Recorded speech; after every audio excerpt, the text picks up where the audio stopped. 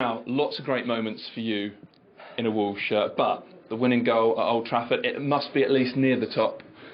Yeah, of course. For me, what I want is help the team. Of course, with a goal, winning here in Old Trafford against a big team, very good players, good coach. It's amazing for us. We come here to play our game, to do our game, play football, play with the ball. That's what we do, principally in the first half. I think we create a lot of opportunities, a lot of shots, but we don't score. After they change a little bit, I think the game is a little bit more. What did they do? Try and match up your formation a little bit? Sorry? What did they try and do? You said they changed things. Yeah, they changed. They changed for three central backs like us. They play like us the second half.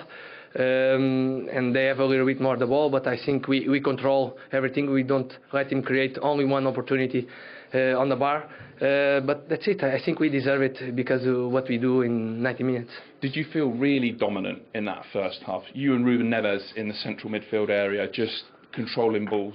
That's what we try to do in all the games. Sometimes we can't, but today I think we do a great job. Not only me and Neves, all the team. We deserve this victory, this win, and I hope we can continue with this performance.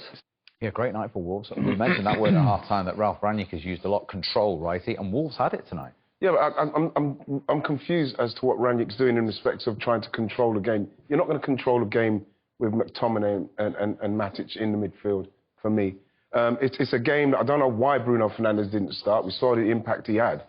But Man United at Old Trafford should be controlling the game. Why they need two holding midfielders of the same kind of ilk, Andy, for me, it's confusing for me, because surely Man United at Old Trafford, you've got to be progressing the ball to get to Ronaldo, get to Cavani, get to Sancho, get to Greenwood, who I still can't believe came off, and put pressure on these teams.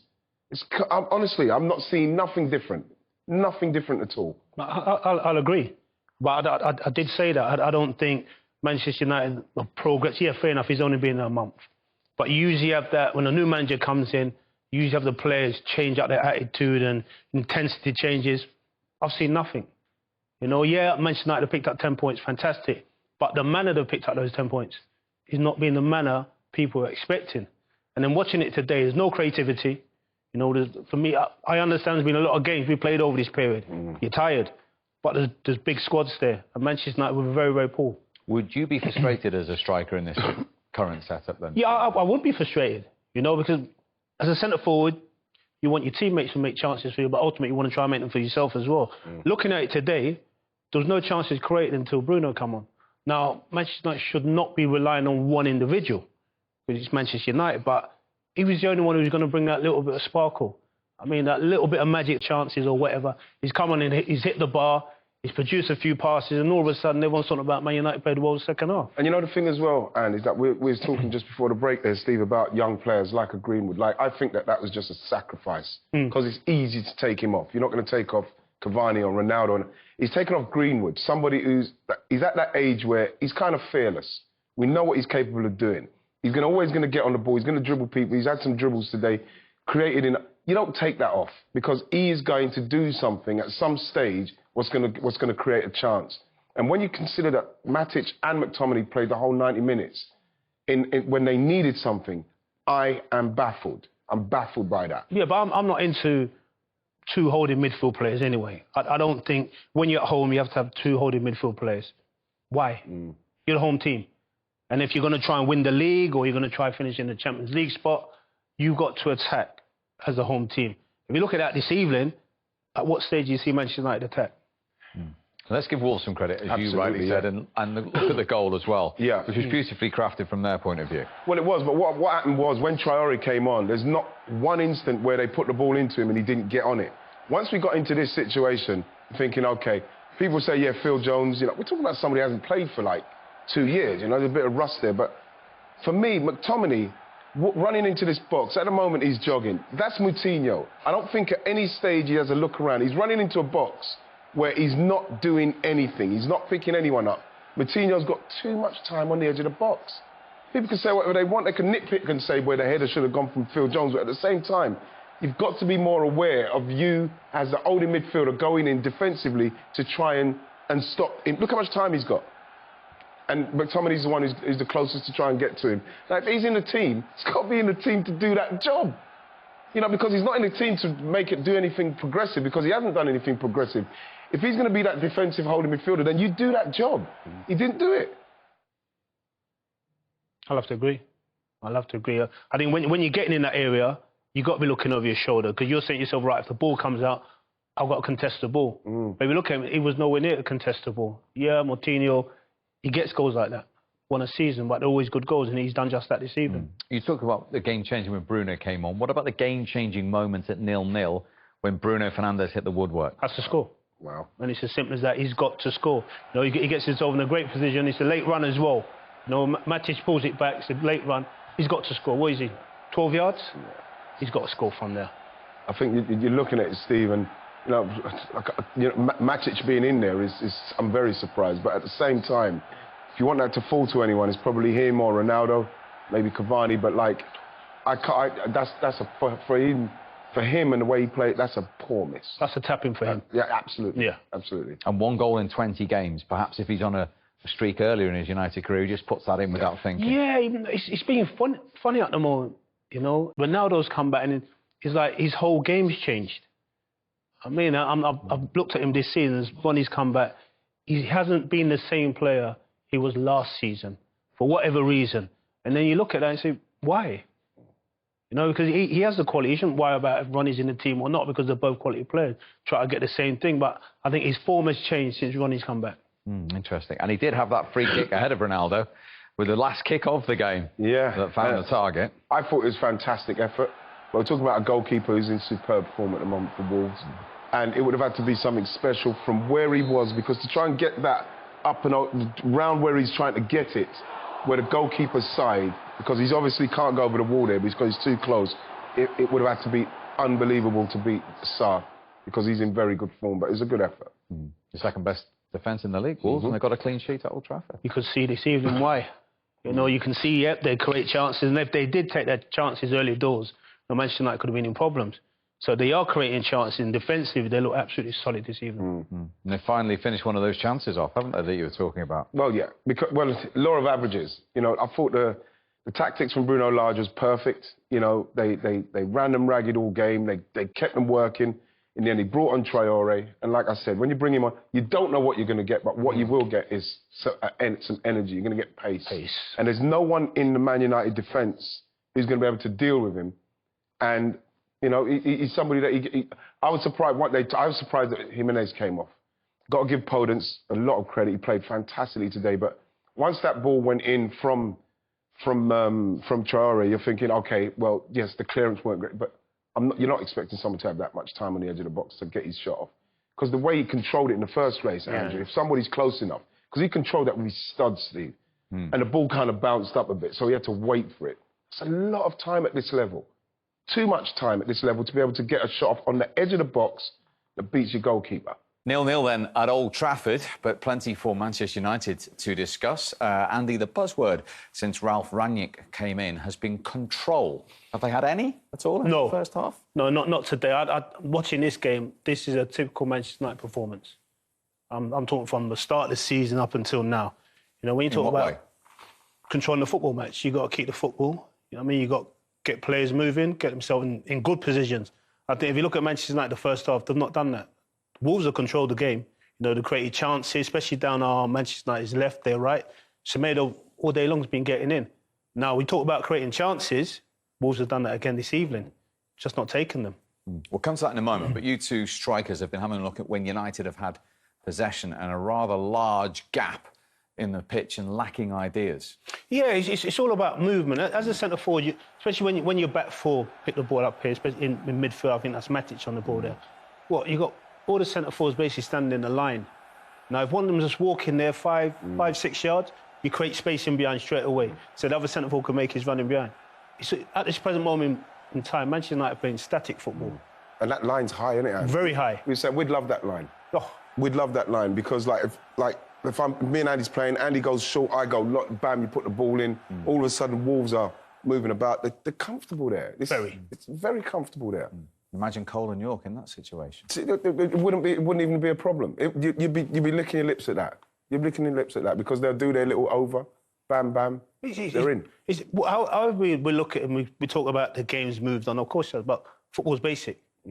And if your back four or your central midfield player picks the ball up, he wants to go forward. Now, if he hasn't got any options... Can't go forward. He can't go forward, and it's as simple as that. And the thing, you look at someone like Matic and McTominay, I don't know how that ball's going to be progressed with those two guys. I don't know how it's going to happen. That's why you can see that massive space.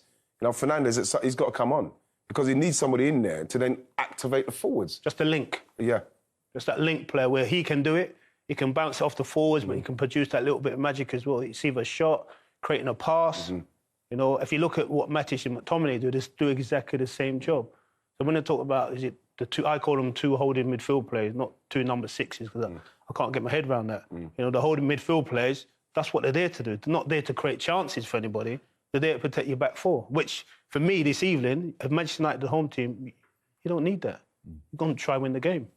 We talked about Wolves being the second lowest scorers before the game. They've had more attempts, as I say, than any other Premier League first half. But why can't they still score, right? I think that it's just like the manager said, he's not worried about it because they're making the chances. I think that you look at Jimenez here, and once this ball comes in, that's kind of... Can he get in front of Jones? Maybe, but he's tried to make a run over the back. The ball's not good enough.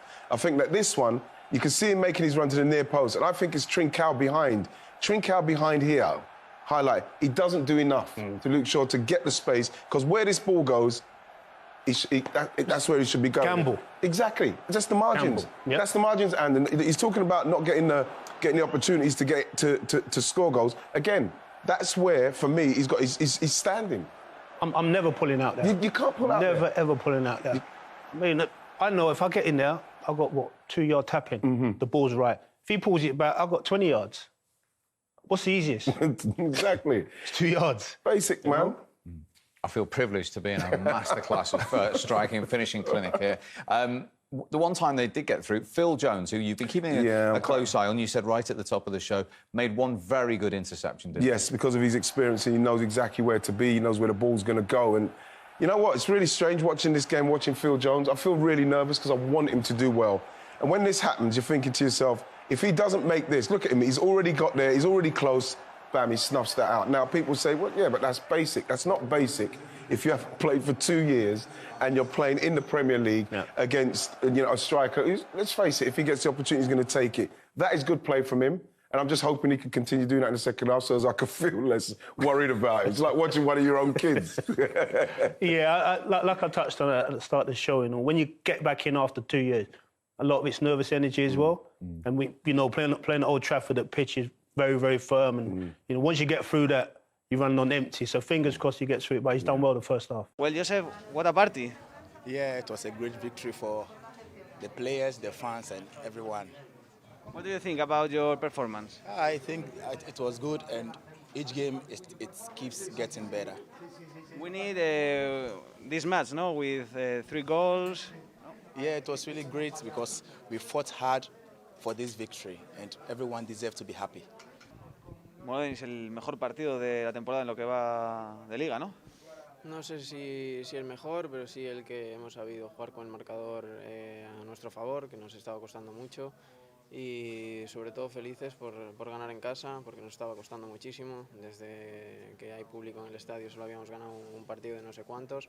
O sea que hoy el partido creo que era fundamental porque nos ponemos también a 3 puntos del Español, que es un rival directo, para alejarnos de ahí abajo, para irnos tranquilos de vacaciones y pensar en lo que viene. Con el partido contra el Valencia también nos ponemos por delante, pero el Chacho se quejaba, ¿no? Un poco que nos había faltado controlar el partido, y es lo que tú dices, ¿no? Se ha conseguido. Bueno, sobre todo hoy no hemos tenido errores individuales que nos pagaron contra el Valencia. Creo que es un partido para sacar conclusiones positivas. Hemos vuelto a ganar en casa, tenemos que hacernos fuertes aquí de lo que queda de temporada, porque fuera de casa sí el equipo está respondiendo bien y tenemos que seguir esta línea. Cuéntame el gol, ¿no? Porque ha sido una jugada rápida, pero cuando te ha llegado ha sido como mucha pausa, las pican. ¿Cómo ha sido? Bueno, recibo de Hugo, controlo y normalmente Diego López suele salir a tapar.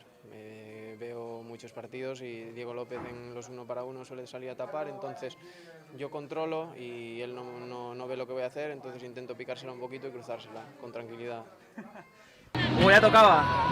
Tocaba, pero ahora mismo sentimos una alegría inmensa, ya no solo por el partido, sino estamos trabajando como el que más, estamos en el día a día muy sacrificados, con los pies en la tierra, con humildad, y al final somos una piña y hoy nos lo merecíamos y se lo merecía también la afición, que pues mira, no estamos ganando, no nos están saliendo los partidos en casa y aún así la afición cree en nosotros, nos apoya y nos transmite el cariño día a día. Eso te iba a decir, has dicho que sois una piña equipo, pero la afición también. Hemos visto ese momento tan bonito ahí en la esquina. Sí, sabemos que le debemos mucho a esta afición, no solo de esta temporada, sino que por desgracia hemos vivido un par de temporadas muy jodidas sobre todo a nivel mental, muy difíciles de sacar, y las hemos sacado esas temporadas gracias al apoyo de ellos. En otra situación, en otro equipo, la afición lo dejaría de lado, y aquí, cuanto peor iban las cosas, más estaban con uno y con el equipo. Y eso es de agradecer y se lo agradeceremos hoy, mañana y en un futuro. En lo personal, vuelves después de varias semanas que parecía que sí, pero al final no, 90 minutos con asistencia.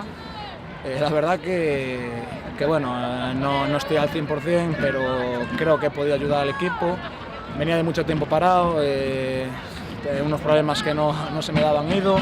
Entrenaba, tenía que volver a parar, volví a aparecer, volví a parar. Bueno, espero que ahora sea el fin de esta lesión del carajo, porque ya estoy frito, y que pueda ayudar y contribuir al equipo. Saca 2001, 2022. Por el 2022 a tope. Tenemos que seguir con los pies en la tierra, saber quiénes somos, de dónde venimos, y con esta afición, con el equipo, con el compañerismo y el sacrificio. No quiero ser pesado, pero creo que son las claves para mirar hacia adelante en un futuro. Gracias, Hugo. Gracias a vosotros. Gracias, Hugo.